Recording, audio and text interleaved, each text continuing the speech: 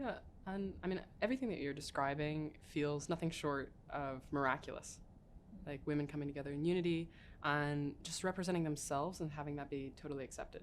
You know, you talked about archetypes, and what I understand an archetype to be is like this symbol, this figure that motivates other people into action in some way. And it's like you're taking traditional archetypes, the king and queen, but then you're redefining it with your own individual essence, which is why, you know, I love taking your classes and spending time with you, because it comes so clearly. It's like, yeah, we can have like, okay, there's the queen, right? But what does that actually mean to each individual woman?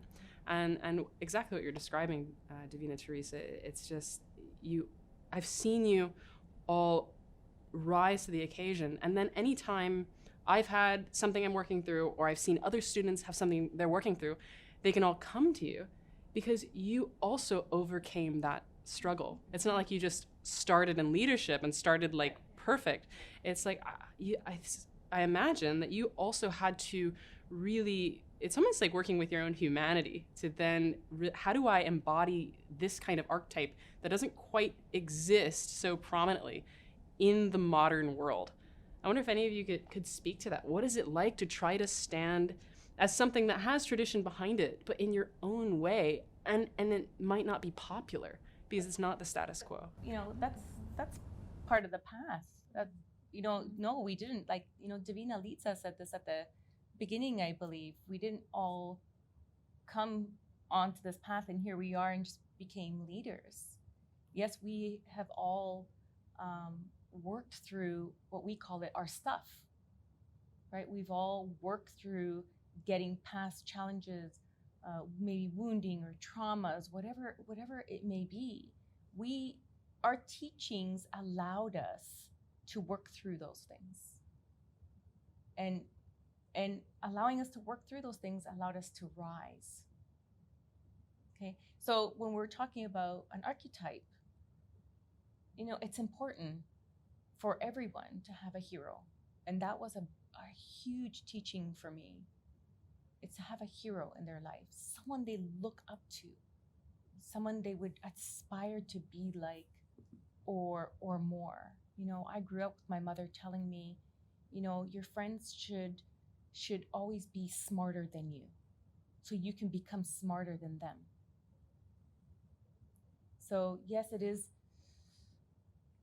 just looking at that archetype and say, how can I embody that? And what does that mean to me? And how does that look like? And yes, we get to that place by working through the things in our lives, in our own personal lives, that don't serve us. And the service that it does bring to us is to strive and become better, right? It's to rise. It is to rise to our crown. So if we're going to talk about the king and queen, we're rising back up to our own crown and reclaiming it. And in a way, these archetypes they're already in us, right? Everyone has a superhero inside of them. Everyone has that king or queen inside of them. Everyone, has the teacher inside of them.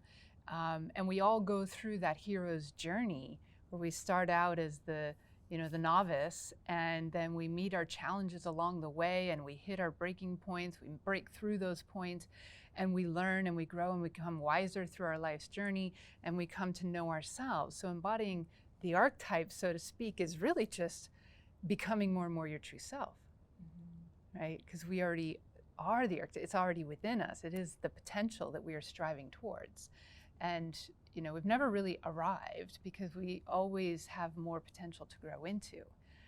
So we're never so good we can't become better. So we're always still on our journey, just striving towards that next level, that next mountain to climb, so to speak. And I don't think we start the path saying like, oh, I'm going to become this archetype. Right. Oh, I want to. Yes, we have like.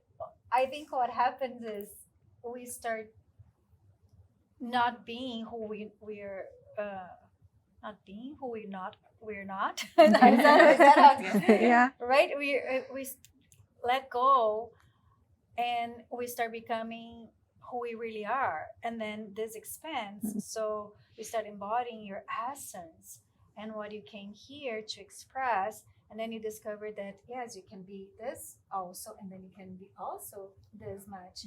And and you talk about these archetypes, and all of a sudden we're representing one, but it's not like, oh, we start the path saying, I'm going to be this archetype. But you touched on something, Ruthie. You know, not everything is easy, comfortable, or nice. And when our stuff comes up, we love to run away or hide or deny that it is there. And that is what's so amazing for me about the mystery school, because it doesn't matter what comes up, there's always a place for you, and there's always an opportunity for you to overcome, should you wish. So that you don't have to stay the victim, or you don't have to stay small, you don't have to deny who you are. Or And hide. that's, yeah, absolutely. And that's what's so wonderful about the teachings, because it keeps on working at that thing that you really, really don't want to sacrifice or give up or let go of. And for me personally, the Third Order, Founder Goodney, Ipsissimus Dave, Ipsissimus Hededo, they have always helped with this process. They have come and served in South Africa effortlessly, at great cost to themselves, financially, emotionally. You know, it's far to travel to South Africa from Japan and from Canada. And they have served effortlessly, helping every student to overcome that victimhood, to overcome all the blockages and everything that keeps coming up for us, to stop our own greatness. So for me, it is just amazing, all the tools in the lineage, all the opportunities that we have to do exactly that, become that king, queen, hero, heroine, whomever you want to be. And yet not everyone's ready to take Oh, that right. responsibility. Yeah. Not everyone's ready to move